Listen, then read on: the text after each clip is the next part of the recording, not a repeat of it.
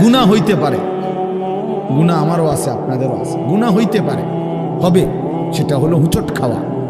মানে চলার পথে আমি 10 কিলো পথ হাঁটলাম, আমি 30 কিলো পথ গেছি এক জায়গা থেকে আরেক জায়গায়, তো এই চলার পথে হয়তো একবার আধবার পড়ে যাইতে পারি, পিছলা খাইতে পারি, ঠিক আছে, এটা হইতে পারে। কিন্তু আমি বুঝি 30 কিলোমিটার একেবারেই পড়ে রইলাম, পিছলা খাইয়া রইলাম, তাহলে ভুল আমার হইতে পারে, গুনাহ আমার হইতে পারে। আমার 6 মাসে কোনোদিন নামাজ ছুটে যাইতে পারে। আমি জীবন চলার পথে কখনো কাউকে রাগ করতে পারি, গালি দিয়া লাইতে পারি, এটা তো হওয়া স্বাভাবিক, হইতে পারে।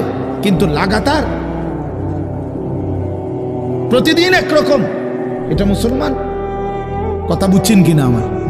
আপনি বুঝি এখানে প্রত্যেকদিন মিশা কথা কইবেন, আপনি বুঝি প্রতিদিন সুদ খাইবেন, আপনি বুঝি প্রত্যেক দিন ওজনে কম দিবেন, এটা বুঝি মুসলমান? আপনি বুঝি একদিনও নামাজ পড়তেন না, আপনি বুঝি 365 দিনে কোনোদিন ফজরের নামাজ পড়তেন না, এটা মুসলমান?